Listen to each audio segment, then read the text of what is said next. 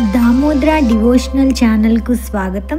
కార్తీక పురాణం 14వ రోజు పారాయణం. ఏకోనత్రింశాధ్యాయము.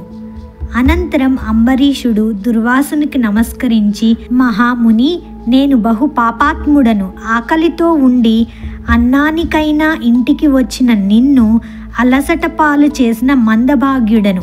అయినా నా యందు దయతో మరలా నా ఇంటికి అతిథిగా వచ్చితివి. దయచేసి నా ఇంట విందారగించి నా సర్వదోషాలను ఉపశమింపచేయి అని ప్రార్థించాడు. దూర్వాసుడు అంబరీషుణ్ణి తన బాహువులతో లేవనెత్తి, రాజా, ప్రాణదాతను తండ్రి అంటారు.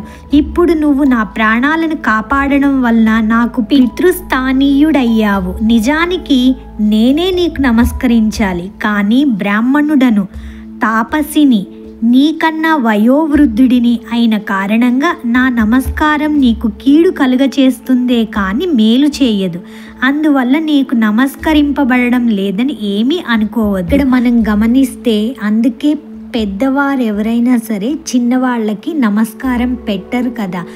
చిన్నవాళ్ళం మనం ఎవరైనా సరే పెద్దవాళ్ళకి నమస్కారం చేస్తాం, కానీ పెద్దవాళ్ళు రివర్స్లో చిన్నవాళ్ళకి నమస్కారం చేయరు. ఎందుకంటే ఆయుష్ క్షీణిస్తుందని పెద్దలు చెప్తారు. కాబట్టి నేను నిన్ను కష్టపెట్టాను, అయినా నువ్వు నాకు ప్రాణభిక్షను పెట్టావు. నీ వంటి ధర్మాత్మునితో కలిసి భోజనం చేయటం మహద్భాగ్యం అని చెప్పి అతని ఆతిథ్యాన్ని స్వీకరించి విష్ణు భక్తుల మాహాత్మ్య ప్రకటనార్థం పరీక్షునిగా వచ్చిన దూర్వాసుడు ఆ సత్కారం పూర్తి కావడంతో తన ఆశ్రమానికి తరలి వెళ్ళిపోయాడు. కాబట్టి కార్తీక శుద్ధ ఏకాదశి నాడు ఉపవాస జాగరణలు చేసి ద్వాదశి నాడు దానాదులు అంటే క్షీరాబ్ది ద్వాదశి వ్రతం నిర్వర్తించి బ్రాహ్మణ సమేతుడై ద్వాదశి గడియలు దాటకుండా పారణం చేయడం వల్ల అన్ని పాపాలు అంతరించిపోతాయి. ఈ పుణ్యగాథను చదివినా, వినినా, రాసినా, చదివించినా కూడా ఇహంలో సుఖ సౌఖ్యాలు పొంది పరంలో ఉత్తమ పదాన్ని పొందుతారు. ఏకోనత్రింశాధ్యాయ సమాప్తః. నెక్స్ట్ త్రింశాధ్యాయము. పూర్వోక్త విధంగా సూతుడు వినిపించిన కార్తీక మాహాత్మ్యాన్ని విని సౌనకాది ఋషులు, మహాభాగ, కలియుగ కల్మషగతులు, రాగాది పాసయుక్త సంసారగ్రస్తులు అయిన సామాన్యునికి సునాయాసంగా లభించే పుణ్యమేది? అన్ని ధర్మాల్లోనూ అధికమైనదేది? దేవతలందరిలోకి దేవాది దేవుడెవరు? దేనివల్ల మోక్షం కలుగుతుంది?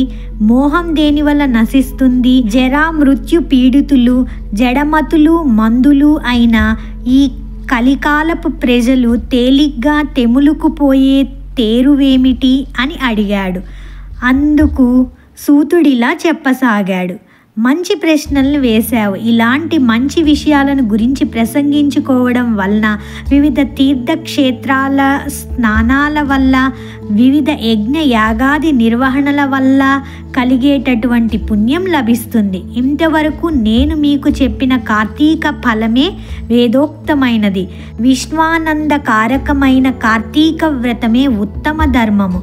సర్వశాస్త్రాలని వివరించి చెప్పేందుకు నేను సమర్థుణ్ణి కాను, సమయము చాలదు. కనుక అన్ని శాస్త్రాల్లోనూ ఉన్న సారాంశాన్ని చెబుతాను, వినండి.